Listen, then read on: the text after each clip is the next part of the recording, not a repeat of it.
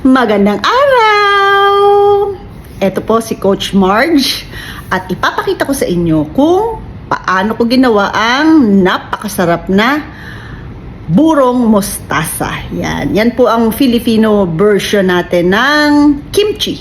Ayan, so local version ng kimchi ng mga Filipino. Ayan, kasi napakadali pong tumubo ng mustasa sa atin. Ayan, so nung kami po ay maliliit pa, paborito po talaga namin to. Lagi itong inihahain sa amin ng nanay ko. At nung nagtitinda ako sa palengke, talagang natutuwa ako tuwing may makikita ako ng burong mustasa na nakalagay sa plastic. Tapos makikita mo pa yung sabaw nun na parang gatas. Ayun, at napakasarap. And wala akong mabili dito nun sa Abu Dhabi. Kaya naisipan ko na magawa na lang para makakain ako ng burong mustasa. Kasi recently, nakakakita na ako ng maraming burong mustasa, fresh na mustasa dito sa Abu Dhabi. So kaya naisip ko, gawa na lang ako kasi ganun talaga yung ginagawa ko. Kapag nagka-crave ako ng mga pagkain na gusto ko at alam ko naman siyang gawin, gumagawa na lang ako kaysa bumili ako. Kasi mas nakakamura tayo sa mga pagkain na tayo mismo yung gumagawa. At mas kontrolado pa natin kung ano yung ilalagay natin do sa pagkain na iluluto natin. Especially yung mga anak ko kasi. Hindi sila ipinanganak sa Pilipinas. Hindi sila lumaki doon. So maraming pagkain sa Pilipinas ang hindi nila alam kainin. And I want to make sure na kung sakaling magbabakasyon sila sa Pilipinas, alam nilang kainin yung mga pagkain katulad ng burong mustasa, yung burong isda, yung chicken feet, yung kahit ano pang pagkain sa Pilipinas na hindi mo mabibili dito sa Abu Dhabi, nakakain nila kasi talagang mahilig po talaga kasi akong magluto. Ayan. Ang pagluluto ang isa sa pinaka-stress reliever ko. Ayan. So, mahilig akong magluto kasi mahilig akong kumain. Ayan. Kasi kami nung maliliit kami, yan ang banding ng pamilya namin, kumain. So, ngayon, ipapakita ko sa inyo kung paano ko ginawa ang burong mustasa. Enjoy watching! Ay. Lagay tayo ng piraso.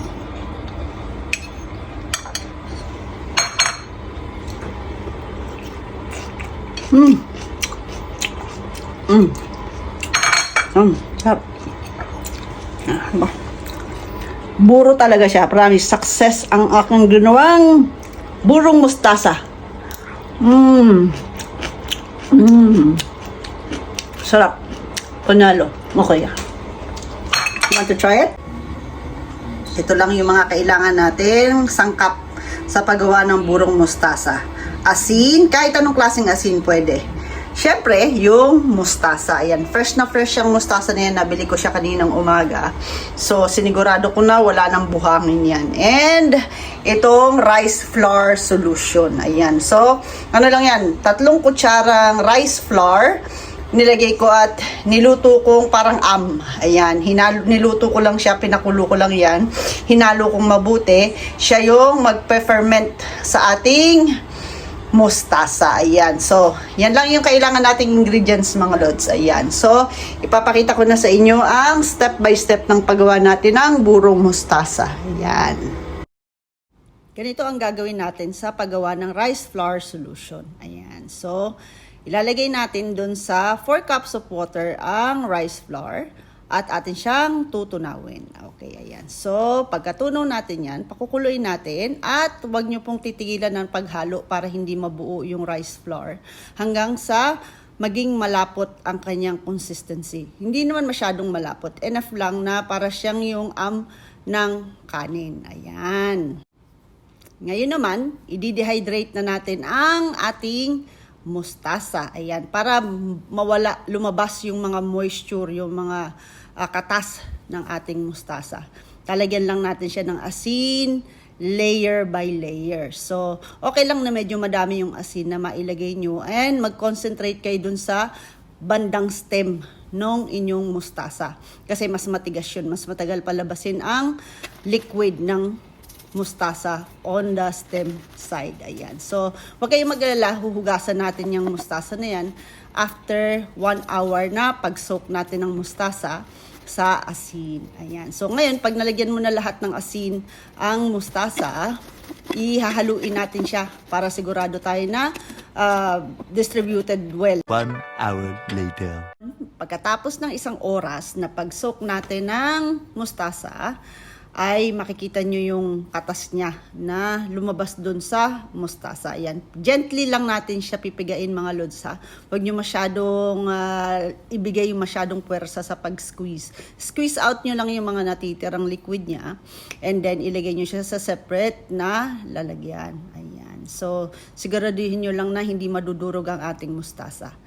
Yan. So, piga lang kayo ng piga and then after natin mapiga lahat yan, ilalagay natin doon sa plato na pinaglalagyan or kahit saang container na meron kayo.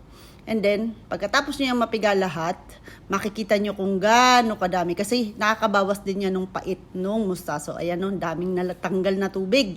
Huhugasan nyo yan mga lods at pipigain nyo ulit. Ayan. Siguraduhin yung walang masyadong tubig or moisture na matitira doon sa mustasa. Ayan. So, ready na natin yung ilagay ngayon sa garapon. Siguraduhin nyo lang na malinis ang garapon na paglalagyan nyo ng mustasa para hindi siya mapanis. Ayan. So, isasalansa natin siya dyan ng maayos. Ayan. Medyo siksikin nyo kasi lulutang din naman yan mamaya kapag ibinuhos nyo na yung rice flour solution. Pwede rin pala kayong gumamit ng hugas bigas.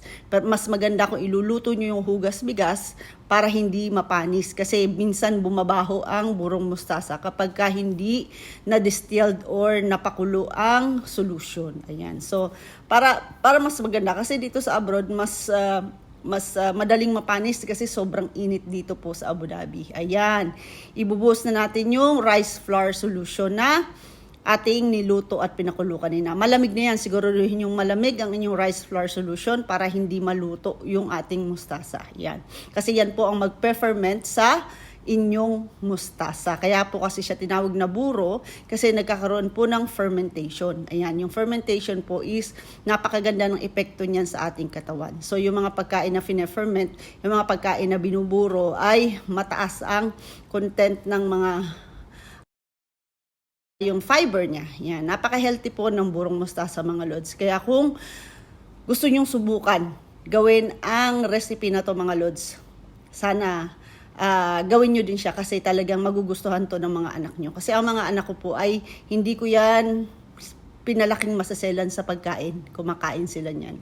And then ngayon, isisil nyo mabuti ang garapon na pinaglagyan nyo ng buro para hindi po siya sumingaw. Ayan. Kasi nandun po mangyayari ang fermentation at huwag niyong ilalagay sa ref. Ayan. So, matapos ang 4 na araw, ito na ang kinalabasan ng ating mustasa. Ayan. So, ngayon po bubuksan na natin yan. And, alam niyo ba, nung binuksan ko yan, grabe. I'm so proud of myself. Successful naman siya. Let's see this one. Smells good. Smell it, anak. Smell it. It smells good, di ba? Ooh, I think it's successful. Ayan. Yan na, oh. Grabe. Yan. Napakabango. Ibig sabihin, successful yan kasi maganda yung amoy niya. Diba? Ikot natin isa pa. Ayan. Wow. Sige. Off.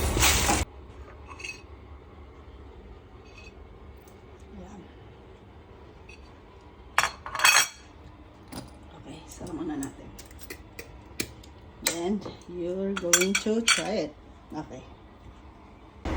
Now, Eliza is going to try the buro.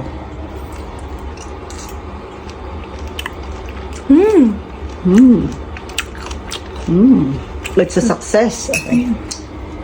Yes. Sarap. Finish it.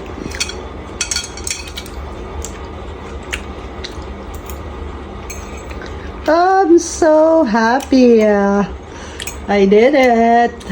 Good job. Thank you for watching mga Lods. Ayan, sana nagustuhan nyo at sundan nyo din yung recipe na ginawa ko. Ayan, sigurado ko magugustuhan ng buong pamilya ang burong mustasa kung sakaling gagawin nyo. So please, comment down below kung meron kayong mga suggestion at komento sa aking paggawa ng burong mustasa. Baka pwede ko pa siyang i-improve or meron kayong sariling version, itag nyo na lang po ako kung sakaling gagawin nyo ang recipe na ito. God bless everyone and always choose to be happy! Bye-bye!